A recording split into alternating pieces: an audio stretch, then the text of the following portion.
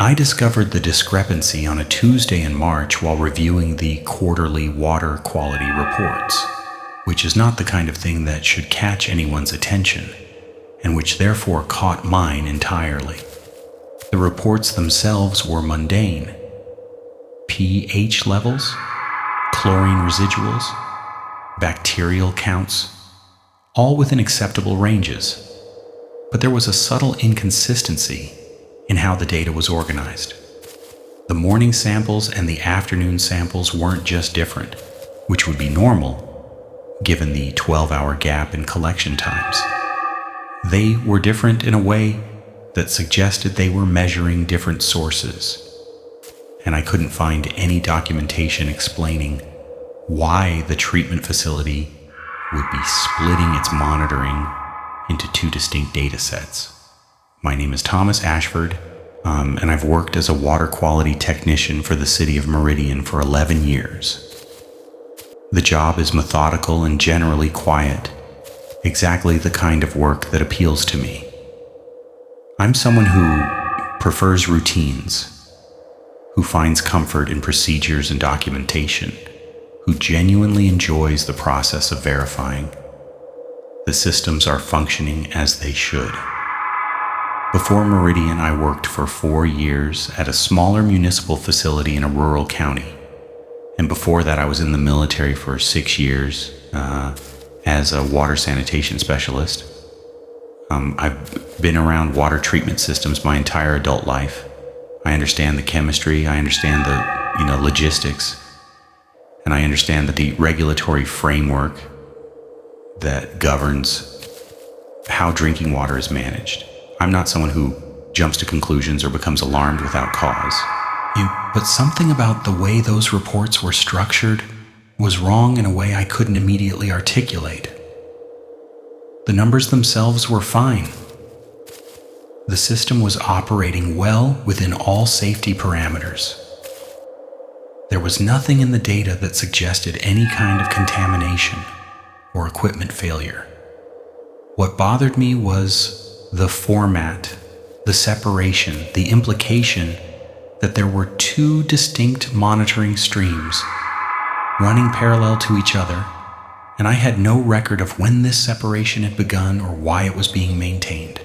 I mentioned this to my supervisor, Margaret Chen, during our weekly meeting on Wednesday morning. Margaret has been at Meridian for 14 years and is one of the most competent people I've worked with. She's detail-oriented, thorough, and has never struck me as someone who would tolerate inconsistencies in documentation. When I asked her about the split data sets, she looked at the reports I'd brought and was quiet for a moment. Then she said that it was probably just a new reporting format that had been implemented the previous quarter, that the state had updated their requirements for how municipalities needed to organize water quality data. She said it was nothing to worry about, that the data was accurate and complete. I accepted this explanation because Margaret was an authority figure, and because the explanation was logically sound. It's a personal weakness of mine. I defer too easily to people I perceive as being in positions of authority or possessing greater knowledge. In the military, this was often useful. In civilian work, it sometimes prevents me from pursuing questions I should pursue. I let the matter drop and return to my regular duties, which consist primarily of taking water samples at various points in the distribution system, conducting basic analyses of those samples, maintaining equipment, and updating the database with results. The routine of my work is important to me. I arrive at the treatment facility at 6 in the morning, check the equipment status, review any overnight alerts or issues, and prepare for the day's sampling schedule. There are 14 regular sampling points throughout the city, plus several ancillary locations that get tested less frequently. I travel to each location, collect samples in sterile containers, bring them back to the laboratory, and run the standard battery of tests. It typically takes me 8 to 10 hours to complete a full cycle, depending on how much equipment maintenance is necessary. The equipment breaks down occasionally. We're working with aging infrastructure in some places, but overall the system is reliable. The facility itself is a low building constructed in the 1970s, built on the outskirts of town on what used to be industrial land. It's a single story, painted a pale green that is weathered to an almost gray color. The building contains the treatment tanks, the chlorination equipment, the pumping systems, and the laboratory where I conduct most of my testing. Behind the main building is a series of covered concrete storage tanks that hold water in various stages of treatment. The whole operation is surrounded by a chain link fence with a padlocked gate. The facility is staffed by Margaret during the day and evening, a night operator named David who comes in at 4 in the afternoon, and me, arriving early to start the day shift work. I have a habit of arriving about 15 minutes before my official start time, which gives me a chance to walk around the facility and visually inspect the equipment before I start the day. This habit has served me well over the years. I've caught several small problems before they became larger issues, and it helps me maintain a mental model of the system's overall status. The morning after my conversation with Margaret about the split data sets, I was doing this routine inspection when I noticed something that made me stop. One of the auxiliary pumps that's used to move water between certain storage tanks had been switched to a different configuration, or the intake valve was redirected, drawing from a different source than it had been drawing from the week before. I stood there for a moment looking at the valve, trying to remember if I'd made any documentation about this change. I hadn't. There was no work order, no maintenance note, nothing in the logbook indicating that anyone had made this modification. I checked the equipment one more time, tracing the line back to its source. The pump was now pulling from the northern tank instead of the central tank. This was unusual enough that it should have been documented, but it also wasn't so unusual that it necessarily indicated anything wrong. Equipment gets modified sometimes, equipment gets reconfigured for various reasons. It just should have been recorded somewhere. I decided to check the work orders and maintenance logs more thoroughly.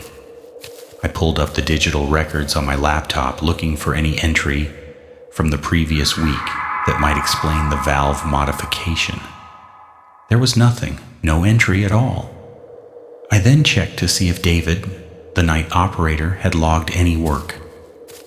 The night log was sparse, a few routine checks, a note about the pH alarm going off at 2:47 a.m., an adjustment to the chlorine feed rate, but nothing about moving the intake valve.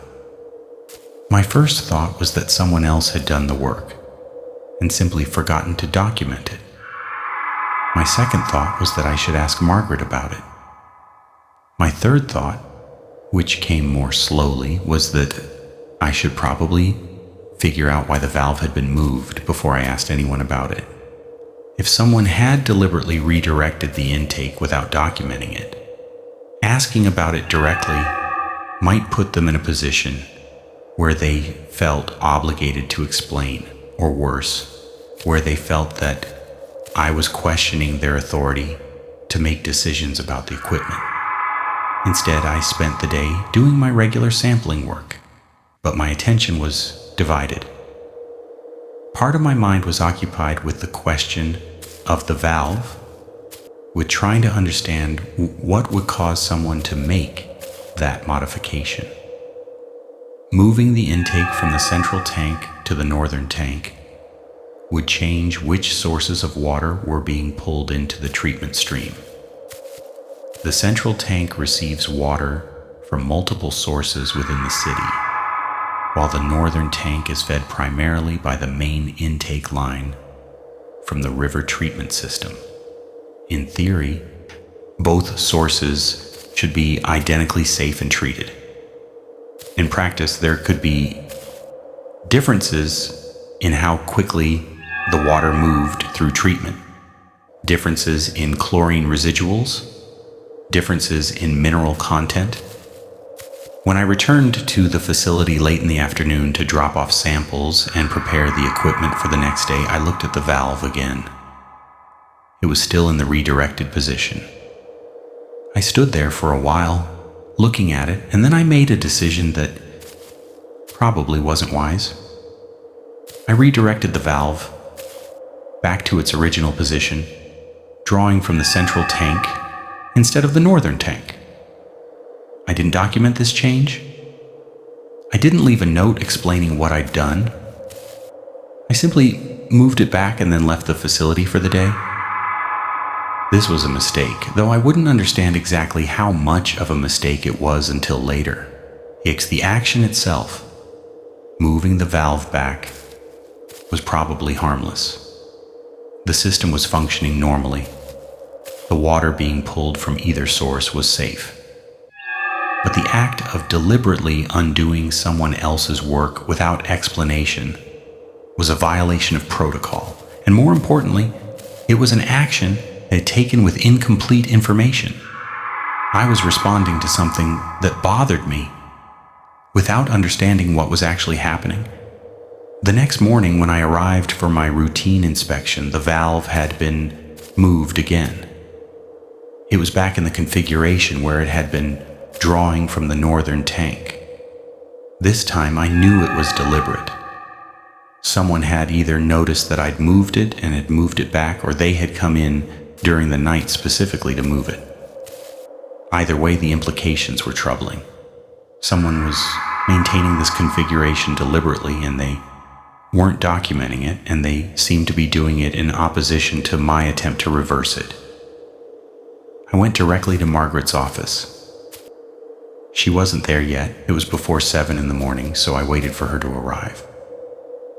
When she did, I asked her about the valve configuration again, and this time I was more direct. I told her that the valve had been switched, that I'd switched it back, and that it had been switched again. I asked her if she knew anything about this. Margaret looked tired. She looked at the valve configuration notes I'd printed out, and then she looked at me, and I could see her making some kind of internal calculation. She asked me to close her office door, which I did. Then she sat down and told me something that I should probably have asked about more directly on the first day, but hadn't. She said that the water treatment facility operated under 2 separate protocols. The primary protocol was the one I was familiar with, the one that governed the monitoring I did, the testing I performed, the documentation I maintained. But there was a secondary protocol initiated about 2 years ago that operated in parallel with the primary system. This secondary protocol involved a separate treatment stream that drew from the northern tank exclusively, and that was subject to different testing and different monitoring standards. I asked her what she meant by different standards. She said that the secondary system was more restrictive, that it applied additional treatment steps and more aggressive monitoring, and that it was designed to serve specific parts of the city. She said it was implemented at the city council level, that there were regulatory documents that I should have been shown when it was set up, and that it was supposed to be transparent but had apparently not been explained to me when I was brought into the position. I asked her which parts of the city. She said that was the information she wasn't authorized to share with me, that if I needed to know, I would need to ask the department manager or the city council liaison. She said it was above her level of clearance, but that it was all legitimate and all properly documented with the state, and that I shouldn't be concerned. This conversation left me more confused than I had been before it happened. The explanation Margaret had given me was internally coherent.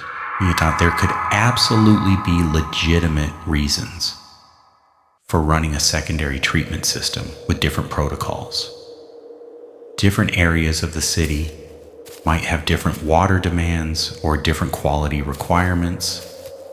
There might be industrial users or agricultural users who needed water with specific chemical profiles.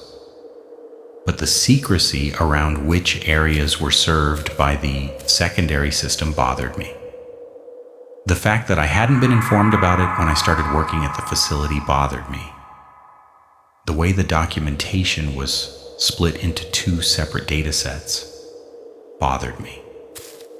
And the fact that someone was actively maintaining a particular configuration without documenting it bothered me most of all. I decided that I needed to understand this secondary system better. I needed to see the regulatory documents that Margaret had mentioned. Needed to understand what additional treatment steps were being applied. Needed to see the monitoring data from the secondary system. I asked Margaret if I could access these documents. She said that some of them were available in the main office, that some of them were kept by the city administration, and that if I wanted to see them, I should put in a formal request with the facility manager.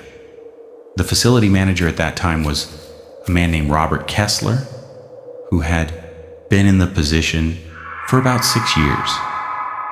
Robert was a civil engineer by training, someone who understood water treatment systems at a theoretical level, but who didn't have the hands-on laboratory experience that Margaret and I had. He was professional, but somewhat distant, not someone I had a close relationship with. When I made my request to see the documentation regarding the secondary treatment system, he seemed surprised by the question. He asked me why I needed to access that information. I told him that I wanted to understand the secondary monitoring protocols so that I could ensure my testing was consistent with whatever additional requirements applied. Robert said that the secondary system was handled by a separate contractor, that the city had brought in an external company to manage that stream of treatment and testing. He said that my job was to continue managing the primary system and that I didn't need to concern myself with the secondary system. He said that if I had questions about my own responsibilities, I should ask Margaret, and that anything beyond that was above my pay grade and outside my scope of work. Well, this response was designed to shut down the conversation, and it was effective. I couldn't argue with Robert without seeming like I was overstepping my authority or not understanding my role. I couldn't insist on seeing documents that apparently belonged to a private contractor without looking like I was being difficult. So I accepted his answer and returned to my regular work, but with a growing sense that there was something about this situation that I wasn't being told. Over the next few weeks, I paid closer attention to the valve configuration and to the data that was being collected from the secondary system. I noticed that the valve remained in the northern tank configuration, that it was being actively maintained in that position, presumably by David or Margaret during times when I wasn't at the facility. I noticed that the secondary data set in our reporting system was being populated with test results that showed the secondary system was producing water that met the secondary standards that I still didn't fully understand. I also started to notice other things. There were times when Margaret would be in the laboratory and would quickly close files or switch screens on her computer when I walked in. There were conversations between Margaret and David that would cut short when I approached. There were subtle changes in how information was being organized and stored. Nothing dramatic, nothing that would be noticeable, if I wasn't already attuned to looking for it, but enough to make me understand that I was being kept out of some aspect of what was happening at the facility. My emotional weakness, which is probably connected to my tendency to defer to authority, is that I become anxious when I'm uncertain about what's happening in my environment. I don't handle ambiguity well. I prefer clear information, clear procedures, clear understanding of what I'm responsible for and what I'm not. The situation at the water treatment facility was becoming increasingly ambiguous, and I could feel the anxiety building up inside me. I was sleeping less, I was spending more time thinking about the secondary system, less time enjoying my actual work. About 6 weeks after the conversation with Margaret about the split data sets, I made a decision that was driven more by anxiety and curiosity than by any rational assessment of what I needed to know. I decided to access the secondary treatment system directly. The facility has several areas that are locked: the main chemical storage, the chlorination room, the equipment control room, but the treatment tanks themselves are accessible. I could go to the northern tank and physically examine what was happening to the water being drawn from it. I did this on a Saturday afternoon. I told Margaret that I was going to do some extra maintenance work, which was true, though the maintenance I did was cursory. I spent most of the time at the northern tank, looking at the equipment, examining the pipes and valves, trying to understand what secondary treatment might be happening to the water. The tank itself is a large cylindrical structure made of concrete, painted a pale gray on the exterior. The interior is divided into multiple sections, with different intake and outlet ports, where there's a secondary treatment area adjacent to the tank where additional equipment is housed. This secondary treatment area was one of the few places at the facility that I hadn't spent much time in. It contained equipment that I didn't immediately recognize: tanks, pipes, filter systems that were different from the standard treatment equipment. The area was clean and well maintained, but it wasn't marked with any signage explaining what the equipment was or what it was doing. I spent about an hour examining the equipment and trying to understand its function. I recognized some of it: reverse osmosis units, activated carbon filters, ultraviolet sterilization, but the overall configuration was unusual. These were treatment methods that went significantly beyond what was necessary for standard municipal water treatment. I also noticed that this secondary treatment area had its own monitoring station with a computer terminal and various testing equipment. The terminal was password protected, so I couldn't access it directly. But I could see that there was data being recorded that the system was actively monitoring the secondary water stream. I left the facility that afternoon feeling like I had more questions than answers. The secondary system was clearly designed for something more than just standard water treatment. The extra filtration, the ultraviolet sterilization, the advanced purification methods, all of these suggested that the secondary system was producing water with a very high level of purity. The question was why? What part of the city required water that pure? What use case justified the extra expense and complexity of the secondary system? I spent the next few days researching municipal water systems, looking at case studies of facilities that ran secondary treatment systems, trying to find examples that matched what I was seeing at Meridian. I found a few. Some municipalities ran secondary systems for specific industrial users who needed ultra-pure water, semiconductor manufacturing, pharmaceutical production, certain types of laboratories. Some ran them for sensitive populations, hospitals, research facilities, specialized institutions, but none of the examples I found involved the kind of setup that Meridian was using, where the secondary system was integrated into the primary infrastructure but kept deliberately separate and undocumented. Around this time, I also started to notice something else. There were deliveries to the facility that I hadn't seen before. Wordy trucks would come at odd times, early morning or late afternoon, and would unload materials that weren't standard water treatment chemicals.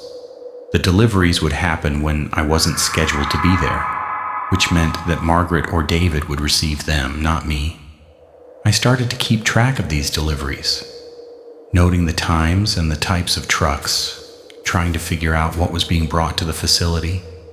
One afternoon, about 10 weeks into this process of noticing and questioning, I arrived for my shift and found that the secondary treatment area had been expanded. Additional equipment had been installed, pipes had been rerouted, and the whole setup was larger and more complex than it had been before. I had not been notified about this expansion. No work orders had been filed. No updates had been made to the facility documentation. The secondary system had simply been expanded without my knowledge. I felt something shift inside me at that moment. Up until that point, I had been trying to find rational explanations for what I was seeing. I had been trying to defer to the authority of Margaret and Robert, assuming that they knew what they were doing, that there was some legitimate reason for all of this secrecy and separation. But the expansion of the secondary system without documentation or notification felt like a violation. It felt like the acknowledgement that I wasn't being trusted with information about my own workplace. I asked Margaret about the expansion. She looked uncomfortable. She said that she didn't know much about it, that it had been authorized by the city, that the contractor had handled the installation. She said it was nothing I needed to concern myself with, that my job was still the same.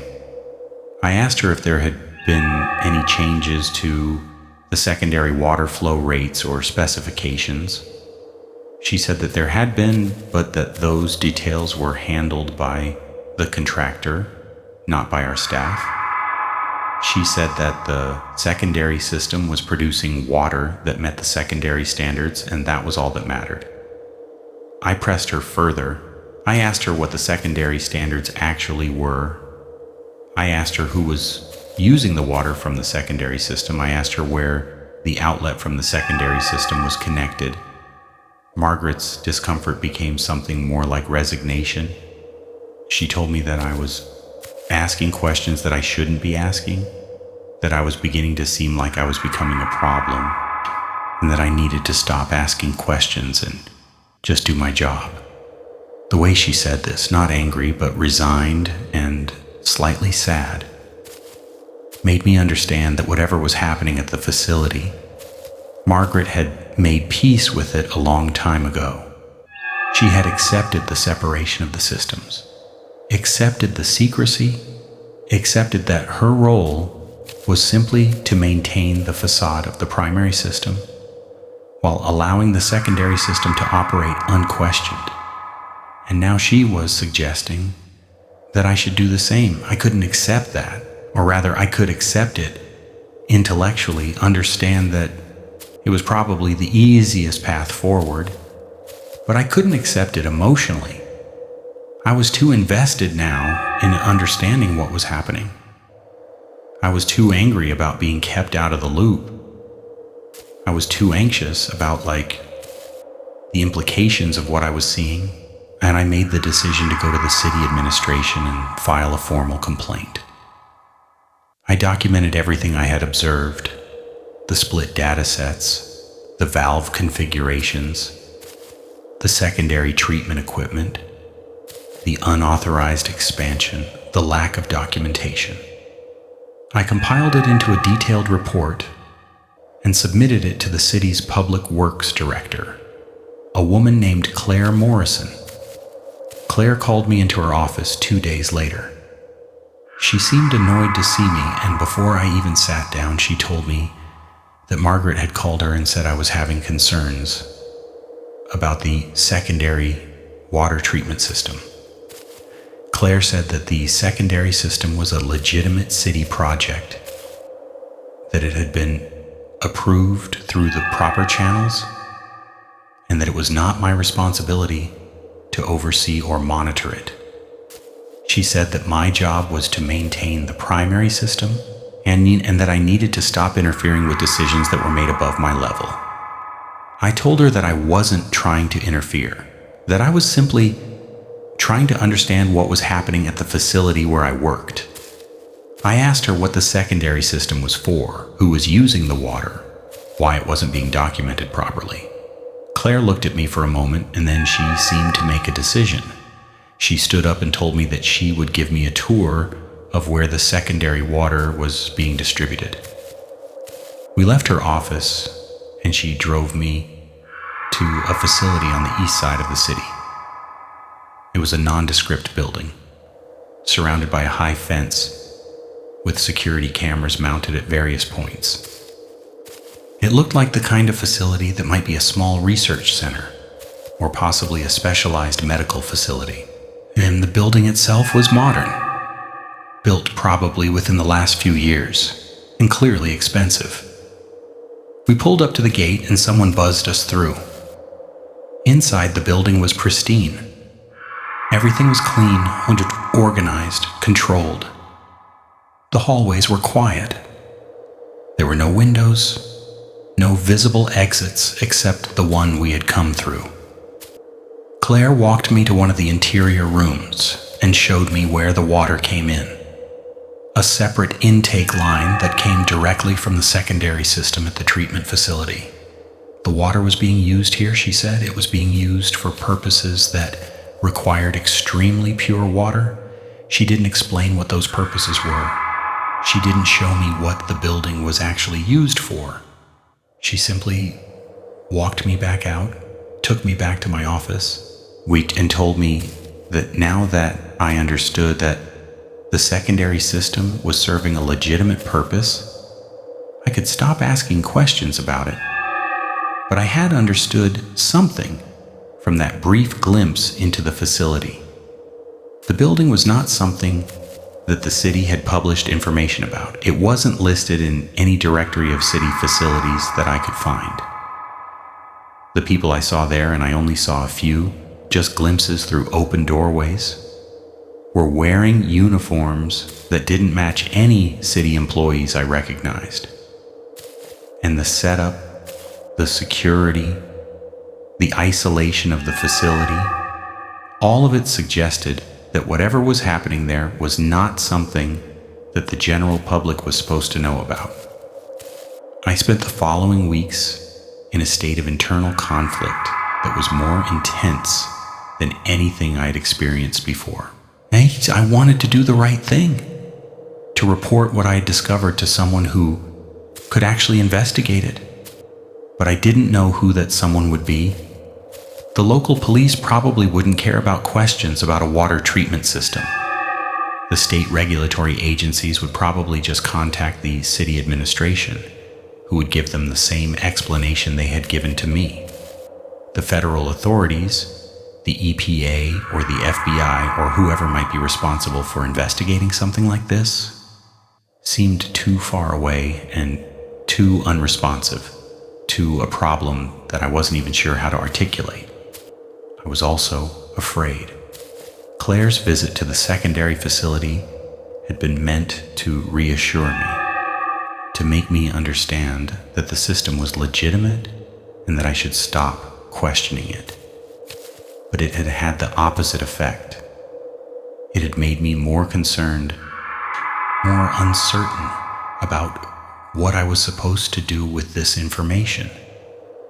If the secondary system was being used for something above my security clearance, for something that required a separate facility with guards and fences, then what would happen if I continued to ask questions?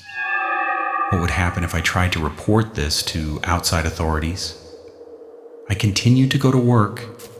I continued to do my job. I maintained the primary system, collected samples, ran tests, updated the database, but my heart wasn't in it anymore. I was going through the motions, showing up because I needed the job, because I had bills to pay, because I didn't know what else to do. Margaret noticed the change in my demeanor. She didn't comment on it directly, but I could see her watching me, assessing whether I was going to continue to be a problem. About 3 months after my visit to the secondary facility, something happened that forced the issue. I was reviewing the primary system data, the data that I had been collecting and testing all along, when I noticed something that made me stop.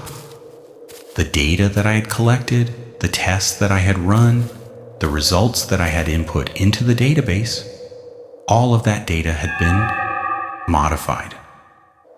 Not drastically, not in a way that would be obvious at first glance, but the numbers were different from what I had recorded. The bacterial counts were lower. The chlorine residuals were different. The pH readings had been adjusted. Someone had gone through my data and had changed it, all of it. Every sample I had taken over the past 3 months had been altered. At first I thought that maybe I'd misunderstood something, that maybe I had made an error in recording the data, but I'd always kept handwritten notes of my results, written down in a physical logbook before I entered them into the computer system. I pulled out my logbook and compared it to what was in the database. The entries didn't match. My handwritten notes showed one set of numbers. The database showed different numbers. I brought this to Margaret's attention. I asked her if she knew why my data had been modified. She became very quiet. She asked me to close her office door, and then she told me that I needed to stop noticing things. She said that the data modifications were necessary, but the secondary system required certain water quality parameters in order to function properly, and that adjusting the reported data from the primary system was part of how that balance was maintained. She was telling me essentially that the water quality reports that I was responsible for generating were being falsified, that the data I was collecting was accurate, but that the data being reported to the state and federal authorities was being altered. She was telling me that I was complicit in this falsification because I was the one who was ultimately responsible for the accuracy of the reports, even though the actual modification was being done by someone else. I asked her who was making these modifications. She said that she didn't know, that it was probably being done at the administrative level. She said that I shouldn't ask questions about it. She said that asking questions was going to get me fired or worse, and that I should just accept that this was how things were being done now. I left work that day without finishing my shift. I drove home and I sat in my apartment and I thought about what I should do. I had evidence that data was being falsified. I had evidence of a secondary water treatment system that was being kept secret. I had knowledge that water from this secondary system was being used at a facility that I couldn't fully explain, and I had been told, both explicitly and implicitly, that if I continued to pursue this, there would be consequences. The logical thing to do would have been to go to the EPA or the FBI with my information. I had documentation, I had observations. I could explain what I'd seen and what I suspected, but my anxiety about the unknown kept me from acting. I didn't know how these agencies would respond. I didn't know whether my concerns were legitimate or whether I was paranoid and seeing patterns that didn't exist. I didn't know whether I was risking my career for something that might turn out to be nothing, or whether I was risking my safety by not reporting something that might be genuinely dangerous. I did nothing. I went back to work the next day. I continued to collect samples and run tests. I documented my results in my logbook, as I always had, and I knew that those results would be modified before they were reported, and I didn't stop it. I had become complicit in the falsification of water quality data, not through any deliberate action, but through inaction, through my choice not to report what I knew. 6 months into the secondary systems operation, I started to notice changes in how the city was developing. First, there were new housing developments being built in the eastern part of the city, in the area near the facility that Claire Morrison had showed me. They were nice developments, expensive homes, the kind of thing that was unusual for a city like Meridian. The population in that area seemed to be growing, new residents moving in, new infrastructure being built. I also noticed that the flow rate from the secondary system had increased. The equipment that had been expanded was now processing more water than it had been before. The secondary system that had started as a small, mostly hidden project was becoming larger, more established, more permanent, and at the same time the data falsifications were becoming more egregious. The numbers in my logbook were being changed more dramatically, indeed in ways that sometimes didn't even make logical sense, given the actual water quality parameters. I realized, eventually, what was probably happening. The secondary system was providing water to the new developments. Water that had been purified to an extreme degree. Water that was being drawn from a source that was separate from the rest of the city's water supply.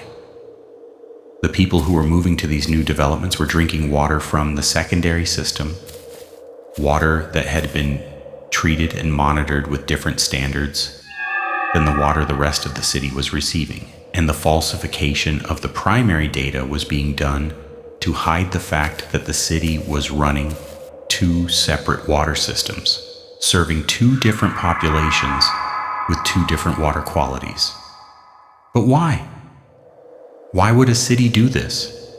Why would they go through the trouble of maintaining a secret secondary system, treating it with special purification, and serving it only to a select population? What made those people special? What did they need that the rest of the city didn't need? I spent weeks trying to find the answer to that question. I researched the new developments, looking for information about who was moving there, what kind of people were being attracted to those areas. The developments were marketed as luxury communities, high-end housing.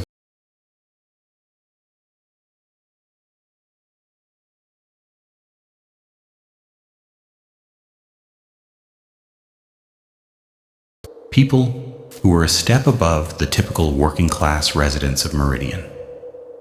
But that still didn't explain the secondary water system. Wealthy residents might demand better services, but ultra-pure water, purified beyond what was necessary for human consumption, seemed excessive. It suggested that the water was being used for something more than drinking and washing. It suggested that the water had some specific property or purity level that was required for a particular purpose. I had a thought that I couldn't quite dismiss once I had it. What if the secondary system wasn't just about providing better water to wealthier residents? What if the secondary system was providing water that had been treated in a particular way, water that had been modified or enhanced for some purpose? What if the secondary treatment wasn't just about removing impurities, but about adding something to the water? I looked back at the equipment in the secondary treatment area that I had examined. Reverse osmosis units, activated carbon filters, ultraviolet sterilization. All of these were consistent with purification. But there had been other equipment that I hadn't immediately recognized. equipment with tanks that I couldn't identify, injection systems that seemed to be adding something to the water rather than removing things. The thought that the secondary system might be adding something to the water was disturbing enough that I tried to dismiss it. That kind of thing was the stuff of paranoid conspiracy theories, the kind of thinking that made me uncomfortable even when I was the one doing it. It suggested that I was moving from legitimate concerns about data falsification into the realm of unfounded speculation. And yet, the more I thought about it, the more the pieces seemed to fit together. The secrecy, the separation of systems, the selective distribution of the water, the expansion of the secondary system, the data falsifications, the exclusive facility on the east side of the city. All of it could be explained if the secondary system was being used to add something to the water before it was distributed to the selected population. I never found concrete evidence of this. I never accessed the secondary treatment area again. Never got close enough to the equipment to see exactly what was being done to the water. But I became increasingly convinced that something was being added, that the secondary system was not just purifying water, but was modifying it in some way. I stopped working at the water treatment facility in the fall of that year. I didn't resign formally, I simply stopped showing up for my shifts. Margaret called me after 2 days of my absence, asking if I was coming back. And I told her that I was done, that I couldn't continue doing this job with the knowledge I'd accumulated. She asked me if I was going to tell anyone about what I knew. I said no. I said I was going to leave the city, start over somewhere else, forget about what I'd seen. I did leave. I moved to another state, found work at a different municipal facility in a different city. I tried to rebuild my life as something other than the person who had uncovered a conspiracy that he didn't know how to report. But I haven't forgotten. I haven't been able to forget. And I've started to notice in the new city where I work some of the same patterns, different data sets in the monitoring reports, unexplained equipment modifications, deliveries at odd times, a secondary treatment system that I'm not supposed to ask questions about. I'm starting to wonder how many cities have this. How many municipalities have a secondary water system running parallel to their primary system? How many populations are drinking water that has been modified in ways they don't know about, that they've never consented to? How many people are unknowingly part of some larger experiment or project that they'll never fully understand? And the worst part, the part that keeps me awake at night, is that I still don't know what's being added to the water. I don't know what the purpose is. I don't know whether it's harmful or benign, whether it's a medical intervention or something else entirely. I just know that it's happening, that it's being kept secret, that the people involved are willing to falsify data and maintain separate facilities and exclude people from the decision-making process. I'm writing this now because I'm afraid of what I might do if I stay silent much longer. I'm afraid of becoming one of those people who know something is wrong, but are too scared to say anything, too invested in maintaining their own safety and stability to risk speaking out. I'm afraid that someday someone will ask me why I didn't report what I knew, and I won't be able to answer them. But I'm also terrified of the consequences of reporting it. I don't know who would even believe me. I don't know what would happen if I tried to go public with this. I don't know if the people running these secondary systems would simply deny everything, if they would come after me personally, if I would just be labeled as a conspiracy theorist and ignored. So I stay quiet. I do my job, I collect my samples, I run my tests, I document the data that I collect, and I suspect that my data is being modified, that there's a secondary system running somewhere in this city too, that some population is drinking water that I don't understand and that they don't know about. And I wonder every day whether the fact that I suspect these things but haven't confirmed them means I'm going crazy, or whether I'm simply seeing a pattern that I'm too afraid to fully acknowledge.